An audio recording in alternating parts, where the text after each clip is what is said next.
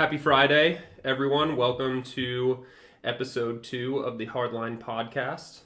If you've listened to us previously, you can find us on YouTube, Spotify, Buzzsprout, and Podbean. If this is your first time here, my name is John, and I'm joined with Jesse Crazley. And we're here to talk about coaching, volleyball, philosophies, impacting our community. So welcome to episode 2. Yeah, all the above. Welcome. How's it going? It's going good. Tell them what we're doing right now. Oh, right. So you started last episode. We're just going to start reaching out, to our community, local businesses, and supporting them. Today, for those of you who are of age, we are drinking beers from Funk Brewing in Emmaus, PA. We are. And for those of you of age, meaning 21 and above, I know we have so many international fans. They're everywhere. So we are in the U.S. and we are 21 and above here. What's the drinking age in? Isn't Canada like 18? Canada's 18. England's 18. The UK.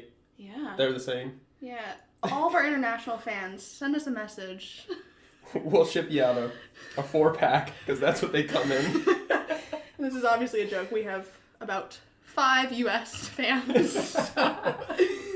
What are you drinking? You never know. I am drinking it says Bikes with an exclamation point, but it is a raspberry shandy from Funk, and it is from Frunk. From Frunk.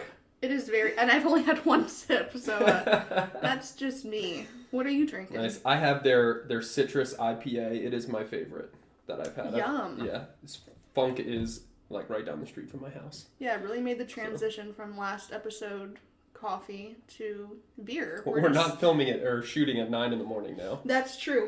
This is New Year's Eve for those of you who are listening. We were like, hey, let's start a podcast. And then we're like, hey, we're going to take a break from the podcast because it was the holidays. So we are back and it is New Year's Eve. It's Friday. Happy New Year. Happy almost New Year. How was your holiday? They were good. We split it up into 2 as always. We did a lot this year with my wife's side. Okay. So my father-in-law's birthday is on the 21st. If he listens to this and I got that wrong, I'm sorry. Okay. We had dinner with like all the siblings, no kids. Nice. Yeah, it was Ugh, it was a kids. good move. It was a good move. On the 23rd, we had brunch on the 24th, Christmas Eve morning, which was really nice. We have some other... So my wife's stepmom has 2 kids, Amanda and Ryan. They're both married. Amanda lives in Boulder. Ryan lives in Charlotte. So cool. They came up. I think it's been almost 2 years since we've seen Amanda and her husband Tim. So it was really cool to just touch base with them again. And the holidays are always crazy because they'll come in, they obviously make the trip for most holidays, but then we only see them for one day. Right. So it was really cool to see them at dinner, to see them at brunch the next day, and then Christmas Eve or Christmas Day dinner, we saw them as well. So we got 3 days right in a row, which was cool. We didn't feel pressured to just catch up all in 3 hours. Yeah. So it was cool. That is nice. Yeah. That sounds like a very well-rounded holiday season for you. It was great. And then we did my side on Sunday, so it was Very fun. cool. It was nice. How was yours? It was good. It was low-key. I just kind of saw my parents, saw my cousin, who actually, she's currently pregnant, and her husband, she reached out to me and she was like, hey, do you have a coffee bean grinder? And I'm here with my Keurig. And I'm like, no, I don't have a coffee bean grinder. I don't. And she's like, okay, perfect. Well, I just kind of ruined your present. And I was like, okay, cool. And being the idiot, I don't have a coffee maker. So I don't know what, I have a Keurig. Mm-hmm. So would I have to create my own pods? I don't know. Katie, if you're listening, I did end up getting a coffee maker. So I have been using the coffee bean grinder that you and Sean got me. That's awesome. And I love it. Every night at 9:30, it's like, ring, to get my coffee ready for the next morning. Oh, you pre-prep. Okay, and nice. Then I wake like up that. and my house smells like coffee. Good. So if you are someone that is using a Keurig and you're kind of over it, I highly recommend grinding your own coffee beans. There's just something about it. The experience. It is. So you just do old-fashioned, coffee maker? Yeah, Just Black and Decker. You have the... It's a Black and Decker. Shout out. It was, shout out, sponsor us. Nice. Yeah. So, I used to as well. I mean, I do enjoy, I like coffee a lot. I drink far too much. Same. How many cups a day? At least 5. Holy moly. Yeah. Like, how many ounces is the cup? Well... Are we doing true, 8 ounces here? No. Well, yeah. Well, that's hard to say. So, I'll have 1 cup of coffee in the morning. I will take a 12-ounce thing that I, like a little, what are those called? Keep the things hot? Thermos. Okay. With work. Okay. To work with me. Got it. Sometimes I will even go to Wawa and get a 20-ounce coffee. Because their dark roast is good. Okay. And I know that gas station coffee is up for debate as if it's good or not, but... I do love Wawa coffee. I love it. Love it. I love it. And then I'll probably have at least another 8-ounce cup when I get home from work, and then maybe even 7 o'clock. Holy moly. Yeah, I love it. So here's my thing. I went through I grind my own beans. Okay, right. We just got a new Keurig though, so it's been pretty nice. So in my previous job, I worked for a sports ministry company called Push the Rock. Mm-hmm. One of the things that I helped, launch. I don't want to say launch. That gives myself too much credit. Sounds cool though. So yeah. Say it. Yeah. We were essentially, Push the Rock was trying to figure out some different ways that they could gain revenue, and one of those was importing coffee from other countries because we have international offices in Costa Rica, I believe Guatemala at the time, Brazil. Wow. And so I got very informed, knowledgeable of the import-export process to do that stuff and the whole picking, roasting, grinding process. Okay, so here I am with my Black and Decker that I borrowed from my parents, thinking I'm like a freaking guru, and you're like, yeah, no, I actually grow coffee beans? No. It sounds, the description that I just made sounds way more glorious than it actually is. Okay, fair enough. Yeah. So, but again, it was a project that I was I really enjoy coffee, I want to learn more about it. Kind of how I feel about beer. Yeah. I love beer. Sure. I would love to know how to, the process of brewing it, yeah, making it, and stuff like that, which... Very cool. Yeah, so... no, I'm not a guru, but, I'm very excited for you because I know... Thank you. Yeah. All about the experience. I know the experience, and it's great. The other thing I did over the holidays was I watched the McKibben rundown of the Austin 4-man. Oh my gosh. Awesome. And that's on their YouTube channel. So the McKibben brothers are they currently playing in the AVP? Do they play, did they play in the most recent ones? They are. So Riley and Madison McKibben are brothers originally from Hawaii. They have their own YouTube channel, the McKibben brothers. They have been there. They play together on the AVP tour. I believe this past year, both of them were injured, so they didn't play in any of the main events this year. Hence, setting up this Austin 4-man event, which is fantastic. For those of you who don't know the McKibbens, go to their YouTube. I dare say, that they are the best storytellers and maybe even online instructors. Maybe not the best, but they put out a lot of content for you to learn as a player. But storytellers, number one storyteller in the volleyball community today. The way that they tell their stories, their backstories, their experiences, absolutely fantastic. Yeah, I was really impressed. They actually broke up the men's final and then the women's final. Mm-hmm. So each are about an hour. Mm-hmm. And it was phenomenal. The teams for the women's final were essentially broken up into veterans versus rookies. So you had April Ross on the one team, and then you also had Taryn Cloth and Kristen Nuss on the other team. So cool. It was just a lot of the bigger names from the Olympics that some people who aren't necessarily immersed in the volleyball community would otherwise know. But, from the Olympics, I think that, those names are kind of noteworthy. And they mentioned something about April Ross, which maybe I'm late on this, which I'm late to a lot of things, so that's very possible. But I guess April Ross, she played at USC. Okay. And she was National Freshman of the Year, led them to a Final Four.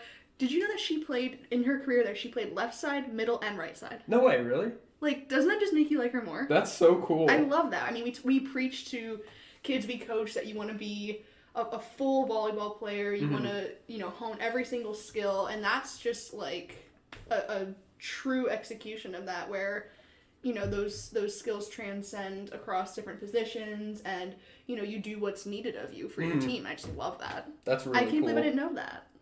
That's dope. I often don't even think that, like, now that I've looked at, like, the AVP and I found people that I really like to follow, there are times where I'm like, they didn't even play in college. Or I didn't I didn't realize that April Ross did. Like, Triborn was another one. Like, he played at USC. I had no idea. Right? Isn't that crazy? Until I, started following him, and then the McKibbins came along, and they started telling Tri's backstory, which is phenomenal and inspirational and he's a insane. Really cool guy. Yeah. But yeah, I know him. He is my best friend. No. But I put them in a separate category, and I don't know why I do that. Taylor Crabb played at Long Beach. Yeah, I don't imagine them as having those kinds of, I don't know what the right word is, but like the same kind of career progression that, a lot of us have had. Yeah. They didn't have beach back in the day. Like, I don't know when the transition happens. Like, when do you go from playing college, right?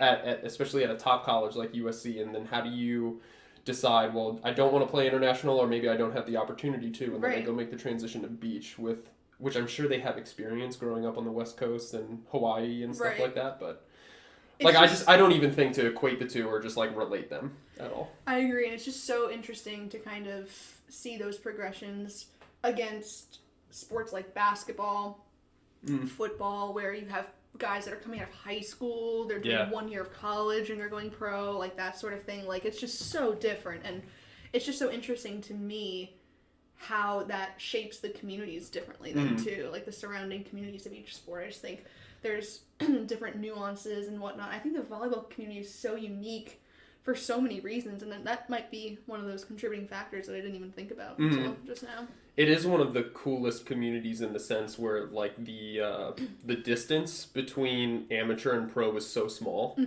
and the contact is so small. Yeah, like you can literally walk up and down, any of the West Coast beaches and find Troy Field playing and go up and be like, do you want to play pickup? And if you're good enough, you can step on and play and you can train with them. I think that's pretty cool. It is cool. Outside of their coaching regimen and they do so much for fun because volleyball is their life, but you just I'm never going to have the opportunity to talk to a Kobe Bryant or Michael Jordan or LeBron or Tom Brady. Steph Curry, can I shoot with you? Yeah, it's never gonna happen. Meanwhile, Casey Patterson comes to the Manhattan, New York Manhattan Open, and plays beach at Central Park. That's so cool. Plays king of the court with just random people who want to play. I love that. So cool. Oh, I love that. It's so cool. So, and again, back to the McKibbins, I think they just do a really good job of portraying how different the culture of volleyball is. Right. It's really, really cool. I do love that. To the four-man, I think they had somewhere along 10 cameras. It's the best shot event of volleyball I've ever seen in my entire life. Yes. With instant replays, sick angles, and then they got Chris McGee-Geeter, the voice of the AVP, to come out there. Is that who that was? He's great. So I believe he retired years ago. Okay. Because they do have a video on their YouTube all about Chris McGee-Geeter. And yeah, he was growing up, they would be the voice that they hear announcing all, Phil Dahlhauser, Jake Gibb, Sean Rosenthal, all those people. Really cool moment in there where it's emotional for players. I think Casey Patterson, also shout out, love Casey Patterson. He's one of my all-time favorite players. He's a personality. He's a personality. He's a player and a personality. Love it. I love how close he is with his kids. It's awesome. Side note, I got a personal video from him, which was awesome one day. That is cool. Yeah, it was very cool. So wow, I'm kind of jealous. I have that stored in the vault. Maybe we'll get that out there. Yeah, it was a very kind favor from a girl I coached at Lehigh. Oh, nice. Yeah, she was from California, Oh, okay. So that makes sense. Yeah, really cool. Either way, go check that out. It's freaking awesome. Go watch. It's freaking awesome. It's something I want to do. I want to get I want to invite. I want to invite, some of the best players in our area and be like, hey, go make the best quads team you can. Yeah. We're gonna go to Caddy and play under the lights. Under the lights. Love We're it. gonna announce it. Cash prize. That'd be sick. Film it. Just because it would be fun. Volleyball needs to be filmed and watched more. So. I agree. We're both doing a little sip check. What is that? Sip check. Like the kids, they say fit check. What does that mean? Fit check means you have an outfit and you show off each item that is incorporated into the outfit. So, shirt is from this, pants are from Lulu. Oh. Shoes are Jordans. Okay, so I'm about a third of the way through the IPA. I think sip check could stick. We've been keeping a beverage theme here with our coffee and our beer, so our next thing might be another sip check. Might be. I'll do a fit check too. I have a Lehigh hoodie on, which I got for free. Mm-hmm. I have our tournament winning ECV shirt that we won together. We did win those. Best one ever. And Pants then I think from Ross. Ross. Same with the shorts. You have shorts under there? Yeah. Oh. You never know. I never know how hot the gym's gonna get. That's fair. We were first day back training today. Ooh. How'd that feel? I loved it. Loved it. We were in with one of our college athletes. He is headed back to school on Monday to start with his men's team at, you say it, I can never say it right. I say So for our listener, I don't really know. Really? They were in our conference. But I hear so many different variations. I have always called it Kane. Kane. It is spelled Kean. Yes. So for those listening, if we have any Kane alumni, is it Keen? Is it Kane? I just have always heard from another source, and I need it from the origin. Right. So. Yeah. Okay. Fair enough. But Ian Cap, if you're listening, I don't know if you are. But maybe you could confirm that for us. Okay. Fair enough. No, that's great. Anything else from the holidays before we move on? Not that I can think of. I didn't have anything crazy happen. My son got some cool trucks. Oh, heck yeah. Heck yeah, brother. Yeah, he opened up a little package. It was like a big truck that holds a little, there's an excavator, a cement truck, a bulldozer, and a dump truck. Oh, perfect. And he ripped open the package. Not ripped. He's very timid. He lightly pulled back, and it took him a second to stare at, and then he just went, ah! He just screamed real high pitch. And I wonder where he gets his volume from. I'm trying to tone it down. I don't think you should. All right, I won't. The only other thing that happened to me was I broke my phone for the third or fourth time in a matter of 2 months. Was this after the one at Club? No, this was the one at Club. Oh my gosh. I know. But that was, yeah. I had been taking it to a mall kiosk because I didn't have Apple Care, and I'm pretty sure they're putting sketchy parts in there to make it keep breaking. So finally I was like, I'm going to bite the bullet. I went to U-Break iFix, which is out in Center Valley. Because I made a Geek Squad appointment, and they're like, oh, you've had a third party touch your phone? Then we can't touch it. Oh, that's so dumb. So he was like, go to Center Valley. So I go to Center Valley. It's 11 a.m. right when they opened. The guy's like, okay, perfect. It'll be about 3 hours. And he was like, I was like, this is a work day, mind you. And I'm like, what am I supposed to do for 3 hours? And he was like, well, do you have another phone number we could call you on? I was like, no, I don't. I'm not Kevin Gates. I don't have 2 phones. What? I don't know what you mean. So I just had to walk around the promenade aimlessly. I was so hungry. I wanted a salad. So I went into Bar Louie at 11:50 on a Tuesday. It was so weird. And I sat at the bar just because they weren't really seating people per se. And I actually saw an interview with Steph Curry. Ooh. Who not just, but within the past month, broke the all-time 3-point shooting record. Again, I feel like I always butcher other sports terminology. Last week or whenever we did our other podcast, I tried to talk about football, and I was like, I don't know why I'm doing this. But I found it so interesting. He was asked, what's going through your head when you're shooting? What are you thinking about? He was like, nothing. Like, that's the point. Mm-hmm. And I was like, that is so true. I think I talked about this last podcast with, like, presence in athletics and, you know, like, the whole transition of your mentality before performing, mm-hmm. during, and after are so different. You want to be consciously preparing and you want to have intention when you're preparing, but when you're executing and when you're performing, that's just letting your body go. Mm-hmm. And it was just so cool to see an athlete at that level say that. You know, you're waiting for some sort of like profound answer. He's like, nothing. Yeah. Nothing goes through my head when I'm shooting. That's the whole point. And I was mm-hmm. like, gosh, I just love that. So, 2 hours later, after I sat at Bar Louie for, you know, and reflected on Steph Curry's wisdom, I finally got my phone back. So. Oh, that's funny. But yeah, I made a note of that because I was like, wow, I love that so much. And, you know, it was cool to see someone that performs at that level mm-hmm. kind of speak to that and articulate what something that, like, I feel like I try to encourage our athletes to do. I just probably don't articulate it. You know, so. No, I think I've gathered like the same sort of mentality from my college coach. Mm-hmm. Very much intentional in practice. Oh, yeah. This actually reminds me of like a Ted Lasso quote, which I'll give it. John, I finished season 2. Oh, nice! It's so great. That was a high It's five. so great. If you guys have Apple TV, Ted Lasso, it's so good. It's so like it's heartwarming, uplifting. Motivating. It's awesome. It's so great. But the intentional like practice concept mm-hmm. and just executing in the game. My college coach would never coach during a match. Mm-hmm. It was very much we've done all we possibly can do up until the start of the match, mm-hmm. and then at the match we talk strategy, how we want to execute what we're shooting for. It's not like make sure you're holding your platform to right. target, make sure you're squaring up and doing. It's like just let the kids fire. Yeah. So fire away. Love that's it. cool. And then with more intentional practice, firing becomes more refined, and hopefully you win more matches. Yeah, it should be unconscious, and I love that. Yeah, I think that's really cool.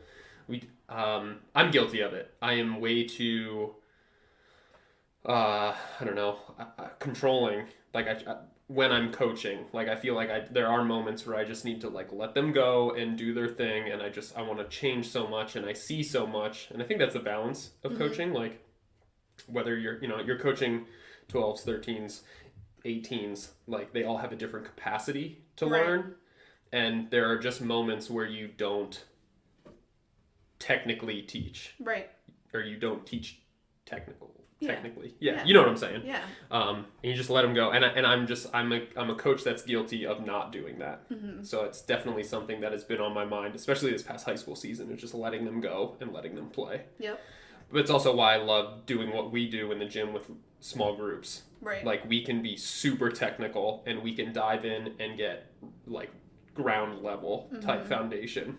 Yep. Which is cool. Yeah, the breakdown's great. Do you find, just this random question, being that we just worked with Steve, mm-hmm. He's going to be a junior in college. He is a junior in college. He is a junior in college. Yeah. What do you find that's different working with someone who's a little bit more seasoned in their volleyball journey mm-hmm. than someone who has like a year or two underneath their belt? I think application is huge. I think the similarity would be like the asking the right questions, mm-hmm. Saying things back, or if it's like something goes wrong and we're asking for the athlete's opinion on what do you think went wrong there, them being, at least in the right ballpark or having a general understanding. But I think the separation is the application mm-hmm. and the consistency of the application. Mm-hmm. And I think that's the really cool part about working with athletes that are at a little bit of a higher level. I think there are really cool things about working with athletes that are just starting. But I do think that application is probably where I see the most separation. Yeah.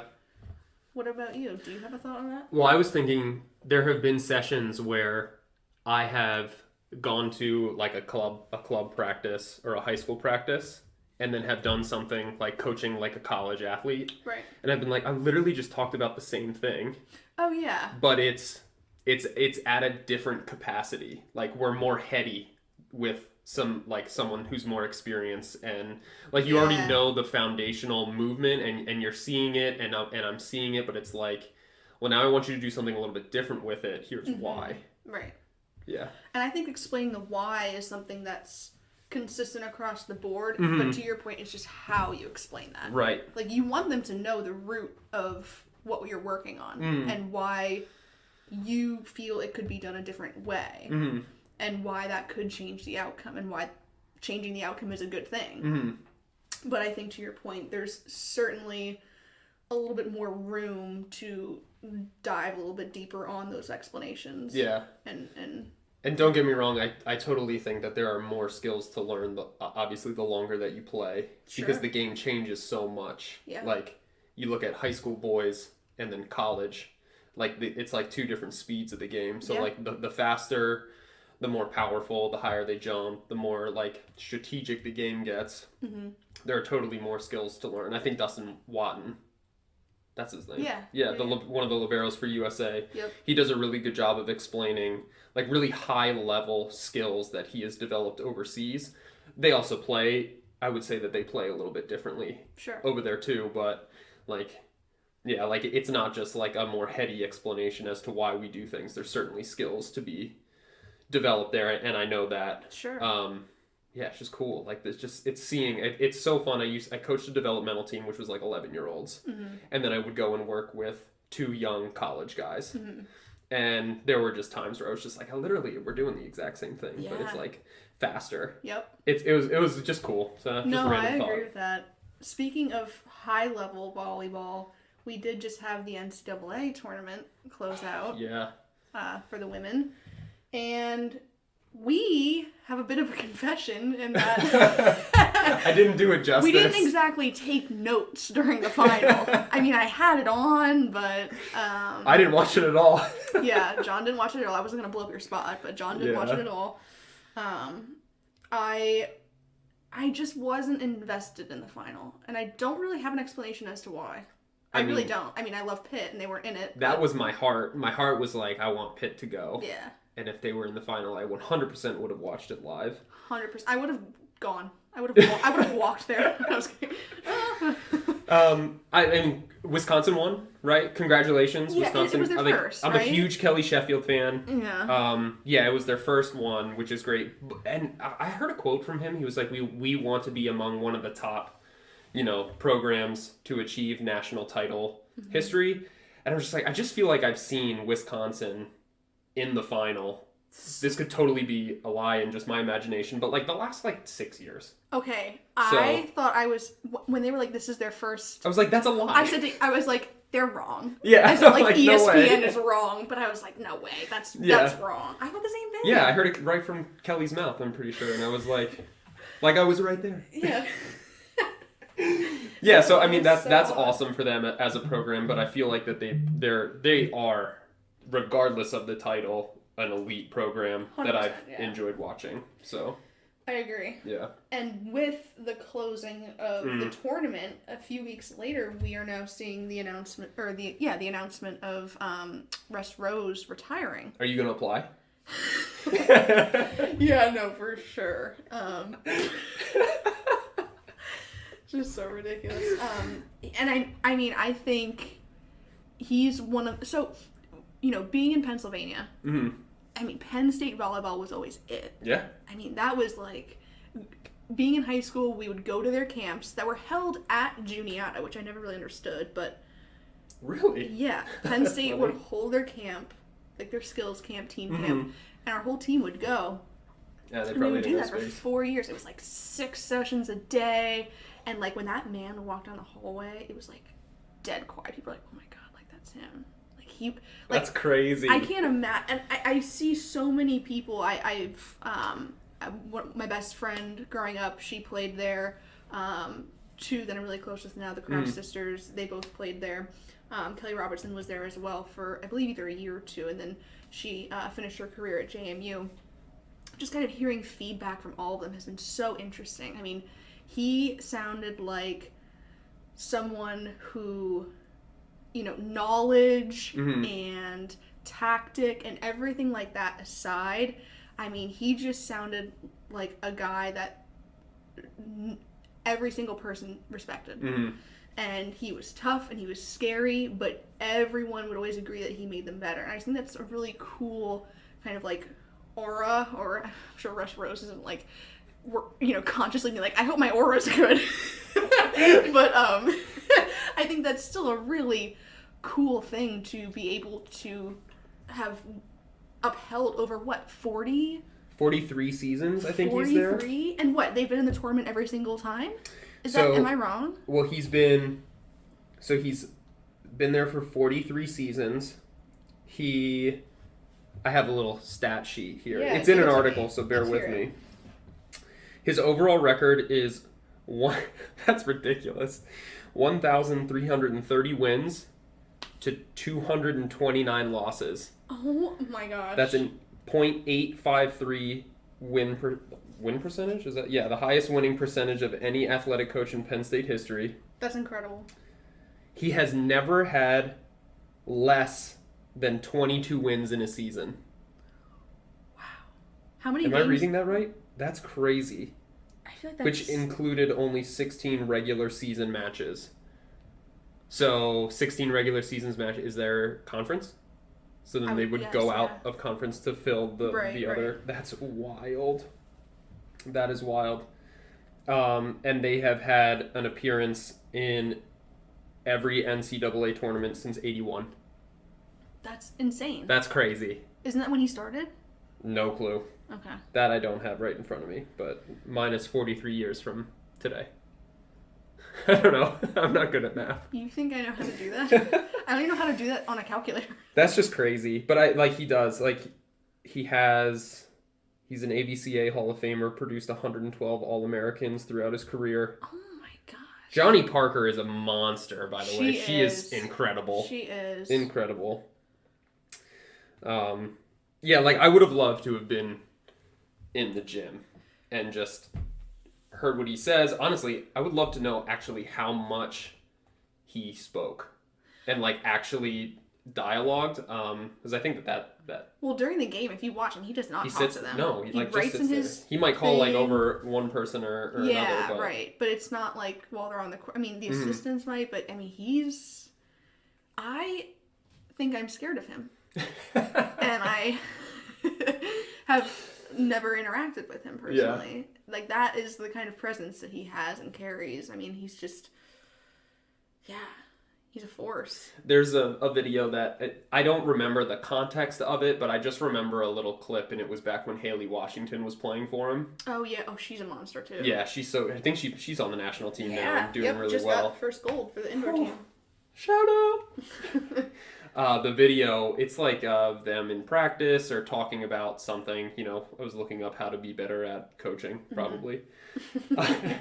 And there's just one clip that always stood out. It was the loser. He said something about the loser has to run around.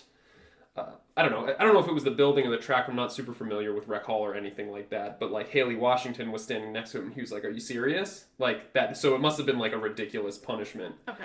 And his response back to her was "Yeah, I'm serious. Winning matters." And I think that that in and of itself can be a really shallow mindset. As a coach, yeah, winning matters. And it's a totally different dimension when you are a D1 coach, professional coach. This is what you do. It's your livelihood. But all of the other conversations that I've had about player development, that was never a shallow statement to me. It was because he had the backing of all of his players. Right. Trust. Buy-in was there. Yeah. So it mattered. And I thought that was a cool statement, but only if you knew and understood the background. Right. Which I thought was cool. That is really cool. Yeah. I wonder who will fill it. I know. I feel an assistant has to, right? Probably.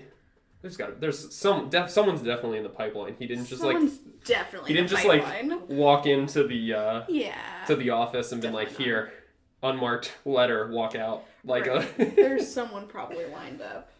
Man, but what a career! Before we move on from the NCAA tournament, I will plug a hint that our first guest on our podcast played in the Final Four. That's it. That's all we're gonna say. Nuts. Can't wait. And she's good. She's good. She didn't like play in the Final Four. Like she played in the she's Final good, Four. yeah. Okay, that's it. That's all you get. Sick. So the other thing that we wanted to talk about a little bit, since we're still kind of in the intro stage, I guess, of this podcast. Yeah. We asked on our Instagram for some suggestions, what people wanted to hear. And we did have someone ask for like a little bit about our background, which I think makes sense. You know, we just kind of came on here and we're like, just like with about us in the sport, or like life. I think maybe we should give a little bit of background as to how we kind of came to know each other and started Hardline, and maybe our background with volleyball a little bit. I'm gonna go really high level. I don't know about you. I'm gonna go like, I'll do what I can. Like a hot couple bullet points. I like storytelling, so you might lose me down the rabbit trail. Oh, the rabbit trail. Circle back. I did have some people comment on that. They liked that. So, all right. Do you wanna start off with your background? As far as volleyball wise, or volleyball, well, the beginning of my volleyball story is interesting. Do we need another sip check, John? Sip check. I'm actually done. Oh, dang. Go grab another one. I've been taking my time. It's one that I really enjoy. Yeah, mine's like juice, so Yeah. it's a little different. We're on two different speeds right now. So it was 8th grade is when I was introduced to the sport. I lived in the Lehigh Valley, went to Parkland School District, that whole thing. So I was a Springhouse. I think we were the Timberwolves. Ooh. Yeah, pretty sick. And 8th grade rolled around, and 7th grade. No, I was in 8th grade. The 7th grade math teacher was the coach, Schaefer. His name was Mr. Schaefer. Okay. And they held a meeting, and I said, sure, I'll go. I was friends with a buddy named Edge at the time. Yes. We also shared a last name, so that was kind of cool. We naturally bonded over our last name. And spoiler alert, I also went to Parkland, and I always thought that they were cousins. So. Is this your story or my story? It is yours. Continue. So I just wound up going to the meeting and checking it out. I remember the first time in the gym, Mr. Schaefer was like, you need to have really strong abs to play volleyball. Okay. And so he all laid us down and we did those leg raises where you had to hold your feet up for 4 inches off the ground.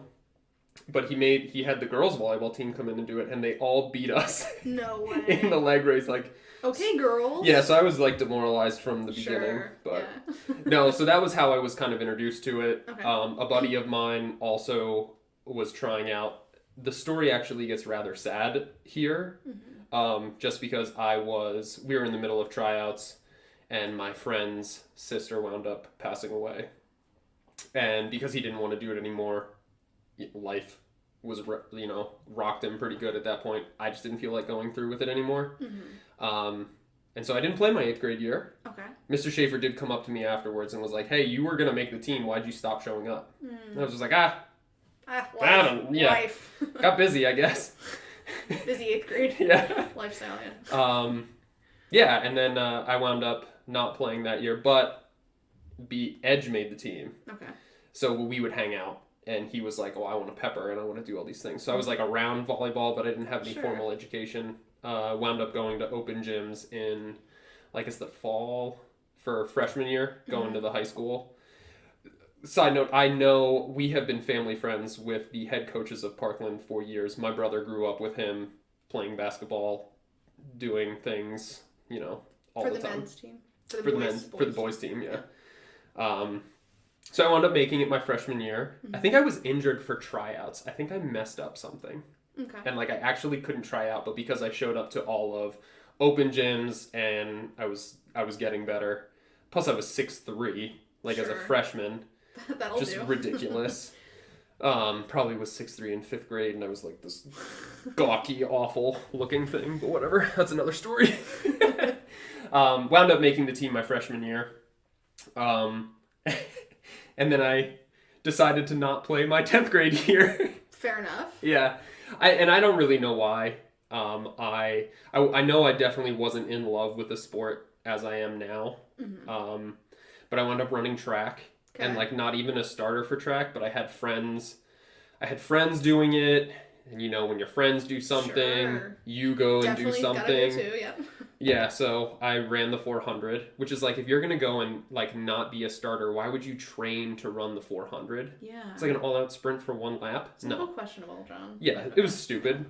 But I met a girl who ran track for Emmaus.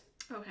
I don't know if I know this part of the story. No way, really? I guess that was kind of like a natural, like, I'm like, I'll do track too, and then like maybe we can see each other at meets and stuff, and this wasn't like me stalking her. Sure. Like, we knew each other. Sarah, if you're listening. Yeah. Maybe run.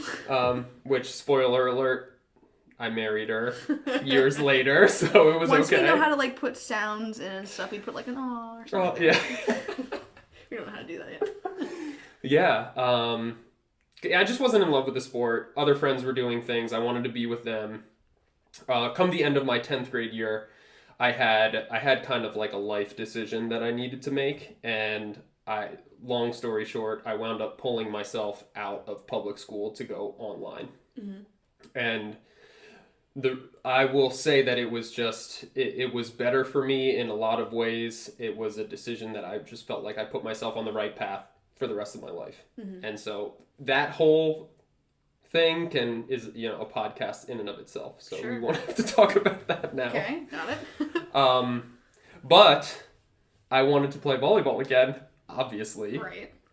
So being that I was still in Parkland School District, but online, I was legally allowed to try out. Okay. And this is where the story gets a little fuzzy for me.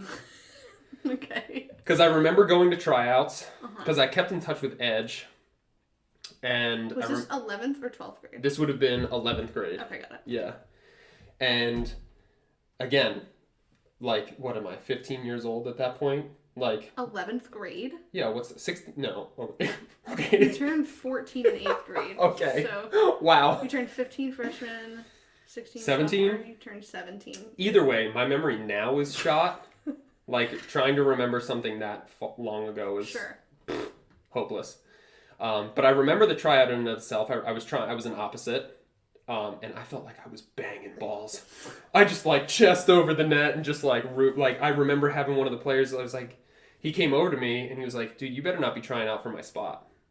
Oh, that's like a great compliment though. Well, yeah, and that's how I took it, because he didn't sound like a jerk. Right. Like, it was more like poking, like, hey, like, dang, haha, like, dang. Yeah. And I was like, oh, okay, I feel pretty good about this. And then the next day rolled around and I was one of the first ones to get called over to the coach. And this is where I have no idea what happened, because I heard, I'm sorry, and my mind goes blank. Okay. But through the blankness, I heard it wouldn't be fair. Like, meaning I don't think it was fair that like a kid online would play for like the high school team. And again, I have no idea if that's exactly what he said, but that's what my memory says. I could be lying to myself. We all do that. Yeah. Do you think it could be anything related to like fairness of how good I was? Yeah. Like, no, like just like for people that have been on the team. Yeah, it very well could have been. Like seniority kind of thing. Yeah, it could have been, because I mean, I was a junior coming in. I didn't really have anything. I think my mom might have been a little like helping the team my freshman year too. So, but either way, Booster Club. Yeah. But either way, like, again, I really have no idea how that conversation went, and I still love the head coach. Yeah. The Trumbauers to this day, so like there's no bad blood or anything there. Okay, a little adversity though. Yeah. You know? It was great. And so I needed to find like my way to like try and fill that void. And so I found outdoor. And I wound up playing a bunch of outdoor doubles and quads at like the absolute lowest level possible. Yep. Gotta start somewhere. I convinced a bunch of my friends who never played volleyball before to enter into an Allentown outdoor, like it was sixes on the old concrete courts in Allentown. I played it for the girls. Why are so many leagues, sorry, side note, on concrete? I don't know. There's two, and they are brutal. They're brutal. I'm sorry, continue. I love it, but that's where we like, we found a bunch of ragtag guys and like old guys to play with us. Love that. Shout out. I'm sorry for anyone who did play with me. You were not old. I'm sorry. Don't worry. But like in comparison to us, we were juniors and Sure. seniors in high school, and they were like late 30s, early 40s men. Mm-hmm. Sure. And all of these guys, like, we went and did church together. So that's who we got to come play with us. Sure.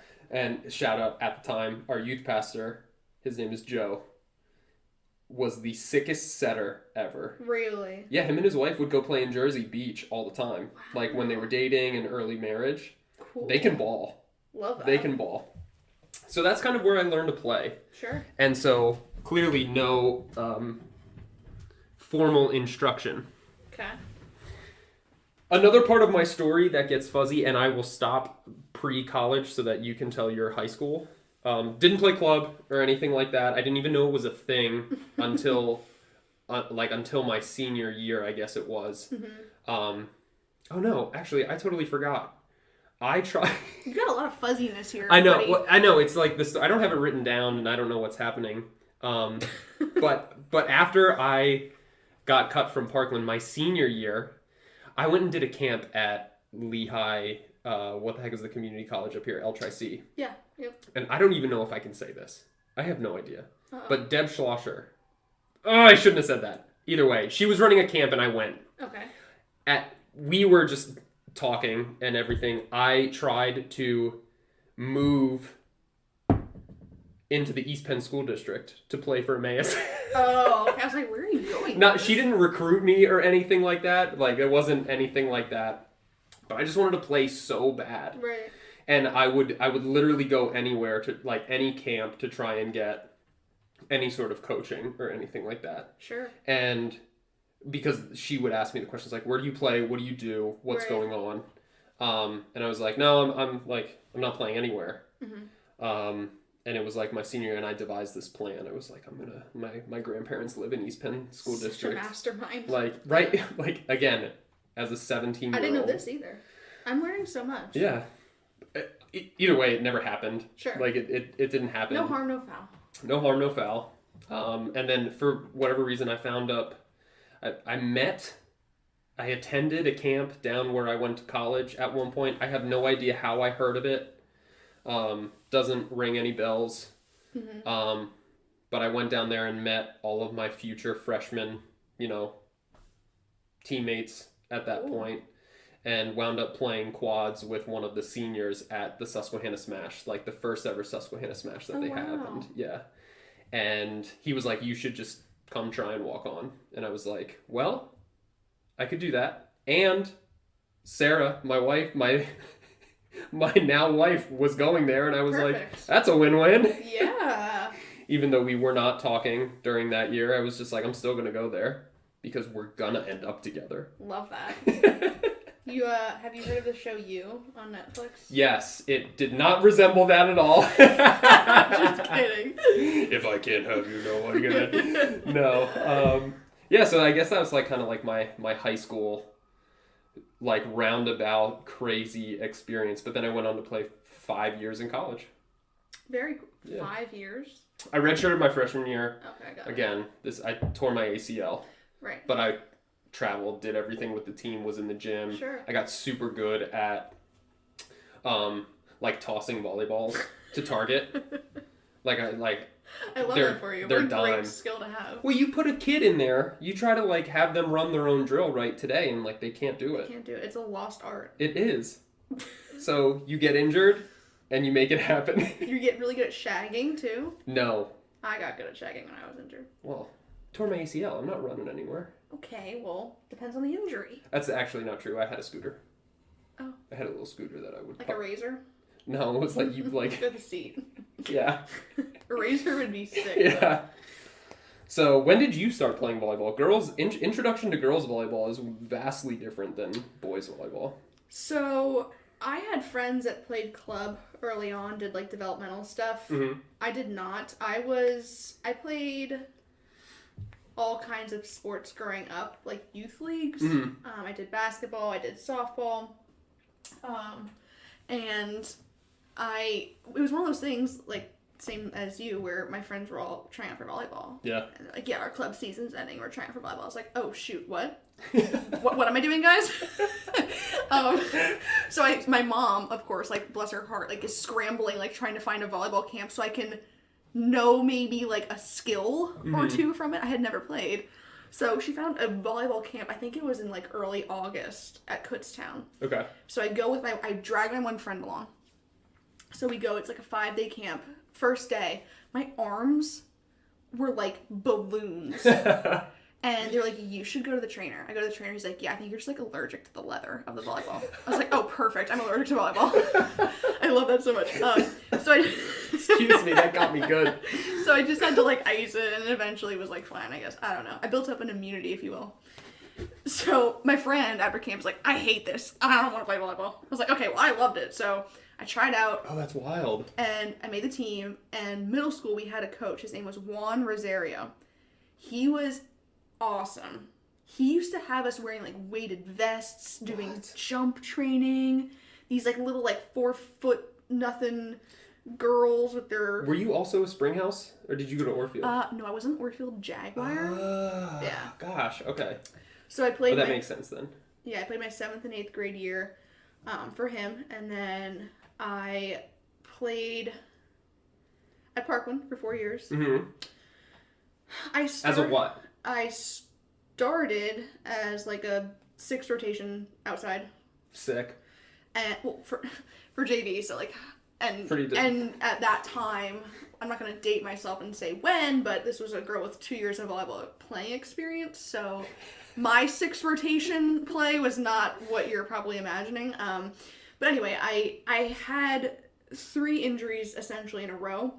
Ooh. So I never had a full season up until my senior year. Oh shoot. No. So I always got hurt like right when the season would start, like right when we'd be like 4 games in. So first I broke my wrist, then I broke my thumb, then my junior year we were almost like at mid-season, and me and my setter Deanna, I was playing in 6 and she was in 1, and I like charged up for a ball and she like threw herself back for a ball like in our seam, and our heads collided. Oh no. And it was like the front of mine. So I broke my nose and I had a concussion. No. Oh, not your head, your face. No, yeah, like my face. It was the back of her head. So thank God she was okay, because she was a little bit more vital. So yeah, so my senior year then, we had our libero from the previous year, my best friend Heather, who went on to play at Penn State. Mm-hmm. She graduated, so they had a need for a libero, so I played libero. Oh, cool. Which was cool. I loved it. And then I was really big into track in high school as well. I threw javelin. I did high jump. Absolutely did not run.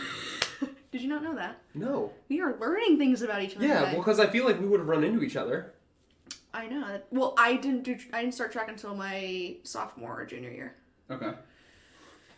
So I did javelin and I did high jump, and I was looking to go to school for that. I wasn't even looking. No way. I didn't know that. I did all my visits and everything. I was going to go to Lafayette for a while for track. I was just all over the place. Yeah, and then it was like March of my senior year, and I was like, actually, I think I want to play volleyball. And my parents were like, okay, well, kind of missed the boat there. All the conversations with coaches and the tour of the facility down the drain. Yep. That's awesome. And it's about 2-3 months away from graduating. Yeah. So good for you. That's total epic. Scramble. I ended up at Moravian. Mm-hmm. My first year there, I played 6 rotations because we had no seniors. We had like a very small staff. And then was Shelly your coach? Yeah. All 4 years? All 4 years. Cool. Yeah. And then the last 3 years I was a libero. So that's and I did not play club either, actually. Why not? It was during track season, and I was like very into track. Oh, right. Again. And it wasn't as much of like a prevalent thing. I mean, like all my friends did it, but it wasn't like how it is now. That's huge and encompassing. Crazy now, yeah. Dang, that's so sick. So that's our story. And then to wrap up our story, I knew of John in high school. It was kind of like a, hey, what's up in the hallway kind of a thing, because we had some mutual friends. Yeah, like, and I think that's... I don't think we ever had like a, hi, my name is John. No, It was always through other people. Yeah, like I knew of Edge, like, and Crazy. Deanna and Edge were friends, and then like I'd be like, hey, like that kind of thing. They did date. I was like, they were friends. I didn't backtrack. I didn't know Deanna was a setter. Yeah, oh my gosh, she was great. She could have gone anywhere. She decided on Division I softball instead of Division I volleyball. She could have very the easily. Options. I know, right? She went to St. Joe's. That's so cool. But yeah, so we were just kind of acquaintances in high school. Mm-hmm. And then fast forward, Moravian played at PBU. And you were doing lines. And I'm like on the court and I look over and I'm like, wait. And you're like, hey. And then it was just kind of like a little bit of like a reconnect there. Yeah. And then through outdoor, I think we just kind of really... Right? Yeah, I don't think we again, that reconnection there, we probably just caught up, and I don't think we really heard much of each other until I came back to the Lehigh Valley. Right. I wound up staying down there for a bit. Yeah. After graduation. So I played 5 years. I was at school for 5 years. Mm-hmm. It was called Philadelphia Biblical University. It is now called Cairn University. It is a D3 program.